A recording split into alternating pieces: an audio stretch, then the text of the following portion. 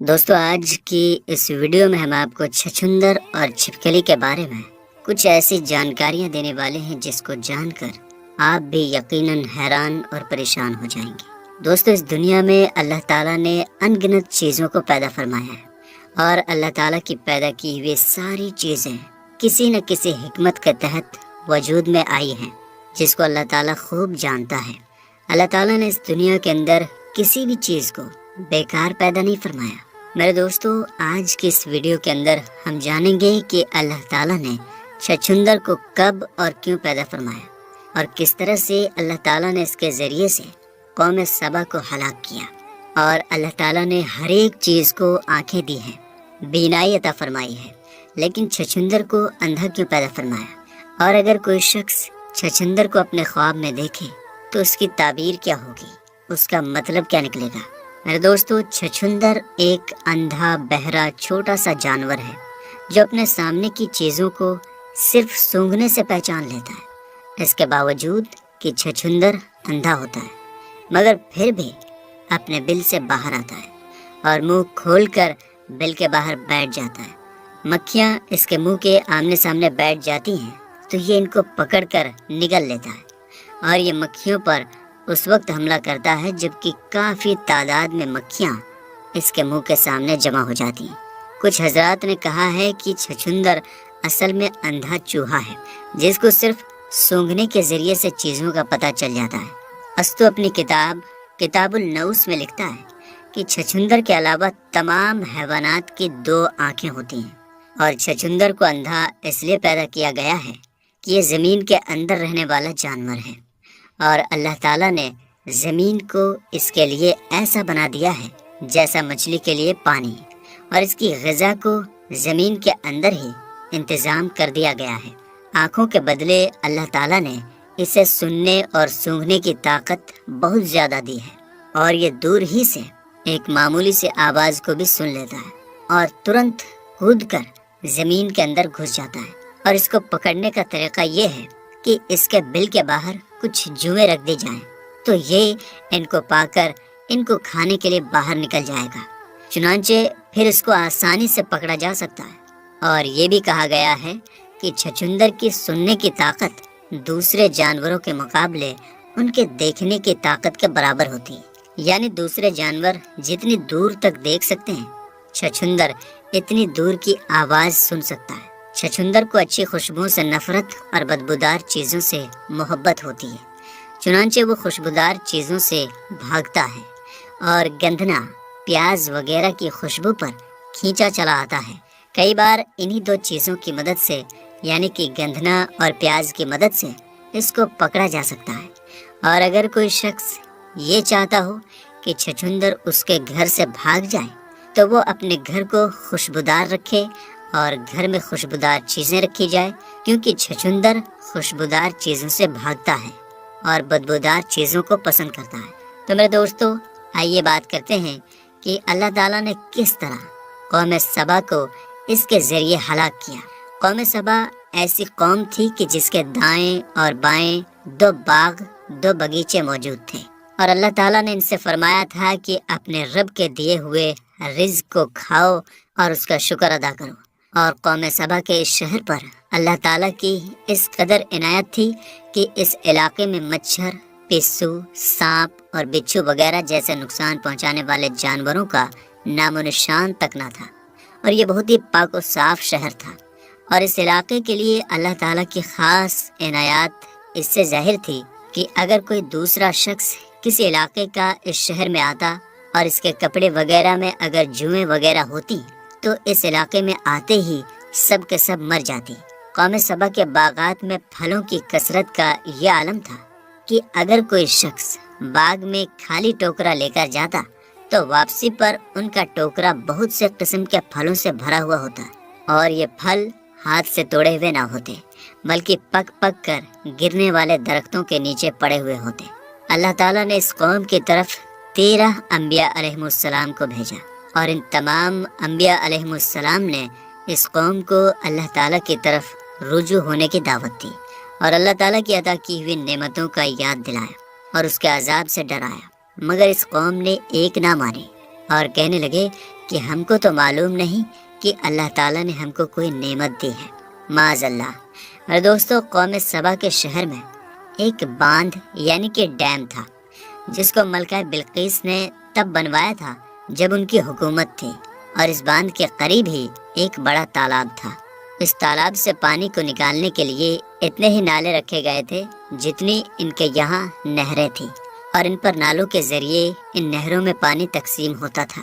اور ان نہروں کی تعداد 12 تھی۔ ملکہ بلقیس سے حضرت سلیمان علیہ السلام کا رشتہ ہو جانے کے بعد اہل سبا کافی لمبے وقت تک صراط مستقیم پر چلتے رہے، مگر بعد میں انہوں نے بغاوت اور سرکشی پر کمر باندھ لی اور کفر کو اپنے لیے اختیار کیا۔ بس اسی جرم کی وجہ سے اللہ تعالیٰ نے ان پر ایک اندھے چھچھندر کو مسلط کر دیا، جس نے ان کے باندھ کو نیچے سے کھود ڈالا اور سوراخ کر دی۔ نتیجہ یہ ہوا کہ ان کے باغات اور آبادیاں ویران ہو گئیں۔ اہل سبا کو اپنی جانکاری اور کچھ الگ ذریعے سے اس چیز کا علم تھا کہ ان کے اس باندھ کو ایک چوہا برباد کر دے گا۔ چنانچہ جب انہوں نے اس باندھ کو بنایا تھا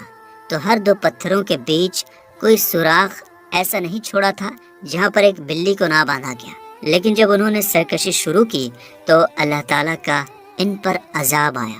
اور اللہ تعالیٰ نے ایک سرخ چوہا نمودار کیا، اور اس نے ان بلیوں میں سے ایک بلی پر جست لگائی۔ چنانچہ بلی چوہے کو پکڑنے کے لیے اپنی جگہ سے کچھ ہٹ گئی۔ چنانچہ اسی وقت اللہ تعالیٰ نے ایک اندھا چھچندر پیدا فرمایا، جو کہ اس سوراخ میں جا گھسا اور باندھ کو کھود کر اس میں جا بجا سوراخ کر دی۔ لہٰذا جب پانی کا ریلا آیا تو اس کو اس چھچندر کے ذریعے بنائے ہوئے سوراخوں اور دراروں سے نکلنے کا موقع مل گیا، جس کا نتیجہ یہ ہوا کہ باندھ ٹوٹ گیا اور پانی بہہ کر پوری بستی میں پھیل گئی، اور قوم سبا کا تمام مال و اسباب، باغات، کھیتی وغیرہ سب کے سب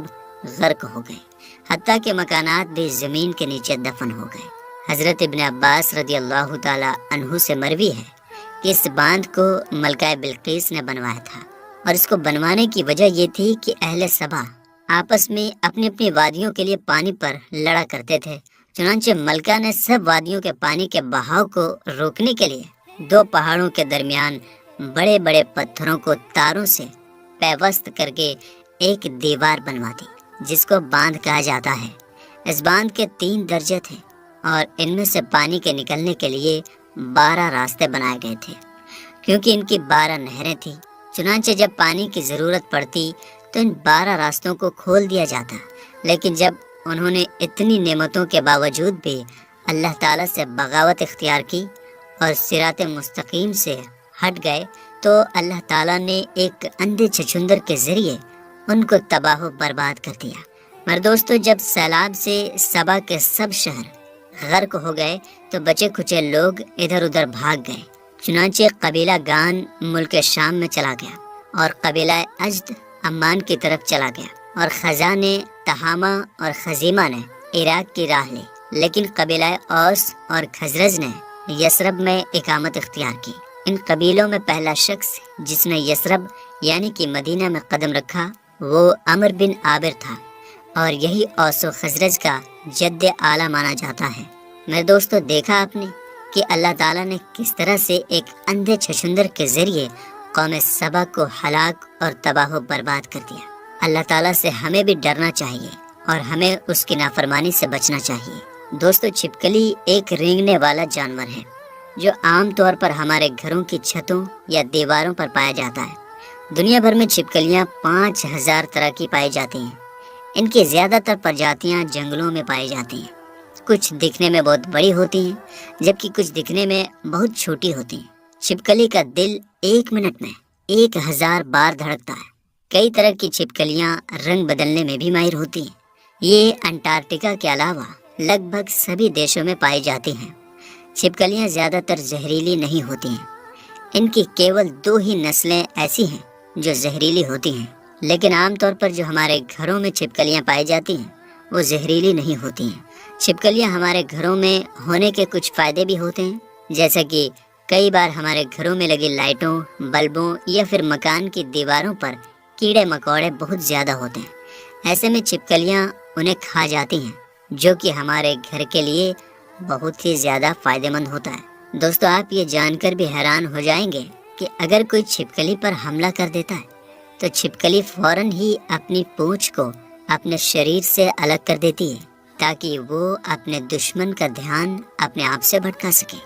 اور وہ وہاں سے بھاگ سکے۔ بعد میں اس کی وہ پونچھ اس کے شریر میں پھر سے نکل آتی ہے۔ چھپکلی کا نام سنتے ہی اکثر لوگ کراہیت محسوس کرتے ہیں، اور عورتوں کو تو اس کے نام سے ہی ڈر لگنے لگتا ہے۔ کئی بار اچانک جب عورتوں کے سامنے چھپکلی آ جاتی ہے تو ان کی تو چیخیں ہی نکل جاتی ہیں، اور دور سے ہی پتہ چل جاتا ہے کہ کچن یا باتھ روم میں کوئی چھپکلی گھس آئی ہے۔ لیکن دوستو، چھپکلی چاہے چھوٹی ہو یا بڑی، زہریلی ہو یا نہ ہو، لیکن آج کا ہمارا ٹاپک چھپکلی کو مارنے کے بارے میں کہ کیا چھپکلی کو مارنا اسلام میں جائز ہے یا نہیں، کیا چھپکلی کو مارنے پر ثواب ملتا ہے، اور اس کے بارے میں ہمارے پیارے آقا صلی اللہ تعالیٰ علیہ وسلم نے ہمیں کیا تعلیمات دی ہیں۔ عام طور پر مسلمان گھرانوں کا یہ ماننا ہوتا ہے کہ چھپکلی کو مارنا بہت بڑے ثواب کا کام ہے، اور اگر ان کو نہ مارا جائے تو ان کو گھر سے ضرور نکال دینا چاہیے، کیونکہ چھپکلی کا گھر میں ہونا بہت منحوس مانا جاتا ہے۔ اب آپ کو چھپکلی کے حوالے سے ایک ایسا ایتہاسک واقعہ بتاتے ہیں جس کو سن کر آپ کو اچھی طرح پتہ چل جائے گا کہ اسلام میں چھپکلی سے اتنی زیادہ نفرت کیوں ہے۔ چھپکلی نے ایسا کون سا کام کیا تھا جس کی وجہ سے اللہ نے اسے ناپسند فرمایا ہے؟ دوستو، تاریخ کی کتابوں میں ملتا ہے کہ جب حضرت ابراہیم علیہ السلام نے اللہ کے ایک ہونے کی دعوت دینی شروع کی تو اس بات سے ناراض ہو کر نمرود نے آپ علیہ السلام کو آگ میں ڈالنے کا حکم دے دیا۔ اس وقت یہ واقعہ ایک بہت برا اور خوفناک واقعہ تھا، مگر اللہ کے خلیل نے اس پر بھی صبر کیا، جس کا ذکر انسانوں کے علاوہ چرند و پرند، جن و انسان، ان سب کے درمیان ہوا تھا۔ اس وقت چینٹی اور چھپکلی کے درمیان بھی اس واقعے کو لے کر ذکر ہوا تھا۔ اس وقت چینٹی نے حضرت ابراہیم علیہ السلام کی حمایت کی، جبکہ چھپکلی نے نمرود کا ساتھ دیا تھا۔ ایک اور روایت کے مطابق جب حضرت ابراہیم علیہ السلام کو آگ میں ڈال دیا گیا تھا تو یہ دیکھ کر چھوٹے چھوٹے پرندے بھی اپنی اپنی حیثیت کے مطابق، اپنی اپنی طاقت کے مطابق، اپنی اپنی چونچ میں پانی کے قطرے بھر کر اس آگ پر ڈال رہے تھے، یعنی کہ اس آگ کو بجھانے کی کوشش کر رہے تھے، تاکہ یہ آگ حضرت ابراہیم علیہ السلام کے لیے ٹھنڈی ہو جائے اور اللہ کے خلیل کو زیادہ نقصان نہ پہنچ پائے۔ دوستو، اس موقع پر کیول چھپکلی ہی ایک ایسا جانور تھا جس نے شیطان کی پیروی کی، جس کی وجہ سے اس نے پھونک مار مار کر اس آگ کو بھڑکانے کی کوشش کی تھی۔ اس کے اسی کام کی وجہ سے اللہ تعالیٰ اس سے سخت ناراض ہوا اور اسے ناپسند قرار دیا۔ اسی وجہ سے ایک اور روایت کے مطابق ایک مرتبہ ایک صحابی حضرت ابن مغیرہ رضی اللہ تعالیٰ عنہ کی آزاد کردہ ایک غلام عورت جب حضرت بی بی عائشہ کے گھر گئی تو انہوں نے وہاں پر ایک نیزہ پڑا ہوا دیکھا۔ یہ دیکھ کر اس عورت نے بی بی عائشہ سے پوچھا کہ اس کا کیا مقصد ہے، تو آپ رضی اللہ تعالیٰ عنہ نے فرمایا یہ چھپکلی کو مارنے کے لیے ہے، کیونکہ اللہ کے نبی صلی اللہ تعالیٰ علیہ وسلم نے فرمایا ہے کہ جب سارے جانور حضرت ابراہیم علیہ السلام کو بچانے کی کوشش کر رہے تھے، اس وقت یہ چھپکلی ہی ایک واحد جانور تھی جس نے اس آگ کو بھڑکانے کی کوشش کی تھی۔ دوستو، ایک اور جگہ پر اللہ کے پیارے نبی حضرت محمد صلی اللہ تعالیٰ علیہ وآلہ وسلم نے چھپکلی کو فاسق قرار دیا ہے اور چھپکلی کو قتل کرنے کا حکم بھی دیا ہے۔ آپ سے جب اس بارے میں پوچھا گیا تو آپ صلی اللہ تعالیٰ علیہ وسلم نے فرمایا کہ اس زمین پر اللہ کی کچھ ایسی مخلوق بھی ہیں جو انسانوں سے ناخوش ہیں۔ انہوں نے شیطان سے یہ وعدہ کیا ہوا ہے کہ وہ انسانوں کو ہر طرح سے نقصان پہنچانے کی کوشش کرتے رہیں گے۔ انہی میں سے ایک چھپکلی ہے اور ان کے خاندان سے جڑی کچھ مخلوق ہیں، تبھی ان کو مارنا گناہ کا کام نہیں ہے بلکہ ان کو مارنا ثواب کا کام ہے۔ ہم آپ کو بتاتے چلیں کہ چھپکلی کو مارنے کی حکمت اس کا فاسق اور اس کا موذی ہونا ہے، یعنی کہ تکلیف دینے والی ہر مخلوق کو اسلام میں ہلاک کرنے کا حکم ہے تاکہ انسان کو اس کے نقصان سے بچایا جا سکے۔ آپ نے کتنے ہی ایسے واقعات دیکھے اور سنے بھی ہوں گے جس میں چھپکلی کسی کھانے یا پینے کی چیزوں میں گر جاتی ہے اور پھر اس کے زہریلے پن سے کئی لوگوں کی موت ہو جاتی ہے۔ یہی وجہ ہے کہ حدیث پاک میں یہ تاکید کی گئی ہے کہ رات کو سونے سے پہلے کھانے یا پینے کے سارے برتنوں کو اچھی طرح سے ڈھانپ دیا کرو۔ اس کے پیچھے بھی یہی حکمت ہے، تاکہ کوئی چھپکلی یا چھپکلی جیسی کوئی زہریلی چیز اس پر نہ گرنے پائے اور انسان کو کوئی نقصان نہ پہنچنے پائے۔ اور کیول چھپکلی ہی نہیں بلکہ ہر تکلیف دینے والے چیز کے بارے میں اللہ کے پیارے نبی نے فرمایا کہ ہر تکلیف پہنچانے والی چیز کو تکلیف پہنچانے سے پہلے ہی مار دو۔ یعنی کہ جتنے بھی موذی جانور ہیں، نقصان پہنچانے والے جانور ہیں، کیڑے مکوڑے ہیں، ان کے تکلیف پہنچانے سے پہلے ہی ان کو مار دو، چاہے پھر وہ چھپکلی ہو، گرگٹ ہو، بچھو ہو یا سانپ ہو۔ کوئی بھی جانور ایسا ہو جس کا یہ اندیشہ ہو جائے کہ یہ نقصان پہنچانے والا ہے، تو اس کو نقصان پہنچانے سے پہلے مار دو۔ اب دوستو، آپ کو بتاتے ہیں کہ چھپکلی کو مارنے پر کتنا ثواب ملتا ہے۔ حدیث پاک میں روایت ہے کہ جو شخص چھپکلی کو اگر پہلی چوٹ میں مار دیتا ہے تو اس کے لیے 100 نیکیاں لکھ دی جاتی ہیں۔ اگر کوئی شخص چھپکلی کو دوسری چوٹ میں مارتا ہے تو اس کے لیے 50 نیکیاں لکھ دی جاتی ہیں،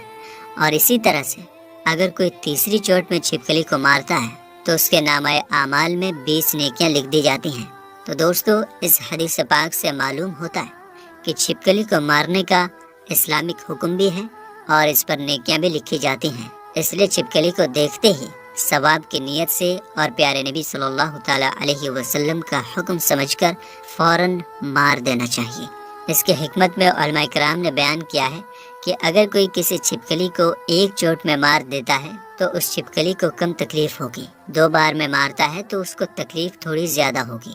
اور اگر تیسری چوٹ میں مارتا ہے تو اس کو تکلیف اور زیادہ ہوگی، یعنی کہ پھر وہ تڑپ کر مرے گی۔ اور آپ کو معلوم ہے کہ اللہ کے پیارے نبی صلی اللہ تعالی علیہ وسلم پوری کائنات کے لیے رحمت بن کر آئے ہیں، اس لیے آپ نے فرمایا تکلیف دینے والے جانوروں کو بھی مارنا ہے، لیکن انہیں بھی ایسے مارو کہ ان کو تکلیف کم سے کم ہو۔ اسی وجہ سے اس چھپکلی کو پہلی چوٹ میں مارنے کا حکم دیا گیا ہے، تاکہ چھپکلی کو کم سے کم تکلیف ہو۔ اللہ تعالیٰ سے دعا ہے کہ اللہ پاک ہم سب کو دین کی سمجھ نصیب فرمائے اور اس کے مطابق زندگی بسر کرنے کی توفیق عطا فرمائے۔